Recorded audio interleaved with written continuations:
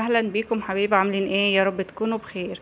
هنعمل النهارده بقى القرص المبسوسه محشيه عجوه وبالزيت، بس من غير سمنه ولا لبن، بس بجد روعه جدا، دايبه كده بتدوب في البق، ناعمه ودايبه. هنعمل منها محشيه بالعجوه، وهنعمل منها كمان ساده، وهنقول كل التفاصيل بتاعتها ان هي ازاي تطلع معانا ناعمه ودايبه، وطريقه التسويه عشان تطلع معانا باللون الموحد كده من فوق زي من تحت. تابعوا الفيديو للآخر، وهنقول المكونات كلها اقتصادية من عندنا من البيت، يعني بشوية دقيق كده نص كيلو وكوباية زيت واحدة. هنعمل كمية حلوة قوي من القرص الناعمة زي ما انتوا شايفين كده. يلا بقى حطي لايك للفيديو واشتراك في قناتي، ويلا ندخل على طول نشوف المقادير. معايا هنا نص كيلو من الدقيق، معايا كوباية من الزيت، هحطها كده في كنكة او في كسرونة. هنضيف عليها معلقتين كبار من السمسم، معلقتين مليانين كده او معلقتين ونص، وهحطهم على النار كده هسخنهم. هنا هنشوف بقى المواد الجافة. هنا ده نص كيلو من الدقيق، هحط عليه معلقتين كبار من السكر الناعم، يعني سكر حبيبات بس ناعم، ومعلقة صغيرة بيكنج باودر، ورشة ملح، وهنخلط كده المكونات الجافة على بعض. الدقيق طبعا منخول نص كيلو او 4 كوبايات من المج اللي هو بتاع الشاي، اللي هي الكوباية دي اللي هحط فيها الخميرة، 4 كوبايات منها وكوباية منهم زيت. هنا بضيف بقى باكو من الخميرة على معلقة صغيرة من السكر وشوية مية دافية كده نص الكوباية، وهقلبهم كده واركنهم كده على جنب لغاية الخميرة ما تتفاعل معايا. بعد كده جبت الدقيق بتاعي، وهجيب الزيت بالسمسم اللي انا سخنته سخن، يعني مش دافي ومش مقدوح جامد، سخن كده، ونزلت بيه على الدقيق. الخطوة دي بتدي نكهة وطعم حلو للقرص، وبتديها نعومة كمان، اللي انا بسخن كده الزيت والسمسم كمان فيه بيديني بقى طعم حلو قوي. ممكن كوباية الزيت دي تكون نص سمنة ونص زيت، يعني نص سمنة نباتي ونص زيت. بعد كده هبدأ كده افركهم مع بعض وابسهم كده زي ما بنبس كده الكحك. عايزة الدقيق كله يتغلف بالمادة الدهنية، سواء سمنة او زيت او سمنة على زيت. هغلف كل الدقيق بيها زي ما انتوا شايفين كده. هنا كنت هضيف بقى باكو من الفانيليا، نسيت احطه كده من الاول، بيدي برضو نكهة وريحة حلوة للقرص بتاعتنا. وهقلبه كده فيهم. اتبست كده معايا زي ما انتوا شايفين، بقى كل دي متغلف بالزيت والزيت المعين. وبعد كده هضيف بقى الخميرة، نص كوباية المية الدافية بالخميرة، وهشوف هتحتاج معايا مية تاني قد ايه.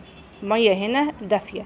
هبدأ ألم العجينة كده واحدة واحدة، وهزود المية كده معلقتين بمعلقتين. هي اخدت معايا يعني بالخميرة حوالي كوباية الا ربع من المية. هنضيف المية معلقتين بمعلقتين، ما تنزلش بيها كلها مرة واحدة، ولغاية العجينة ما تتلم معانا والطبق كده ينضف وايديا تنضف من العجين. هتكون معايا العجينة كده تمام وجاهزة. بتكون لينة شوية، مش طرية قوي ومش ناشفة، يعني لينة بالشكل اللي انتوا شايفينه ده.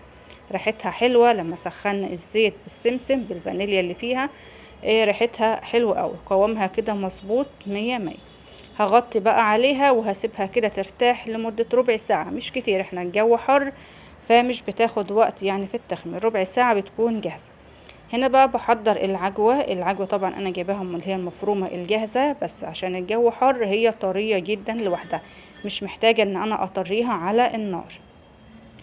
فبفركها كده بايديا وببدأ اكورها كده كور على قد حجم القرصة اللي هعملها عشان تكون جاهزة معايا. طيب لو احنا بقى في الشتاء والعجوة دي بتكون ناشفة جدا، بحطها في طاسة على النار مع معلقة سمنة، وهدي كده عليها النار واعملها اهرسها كده لغاية ما تبقى طرية معايا.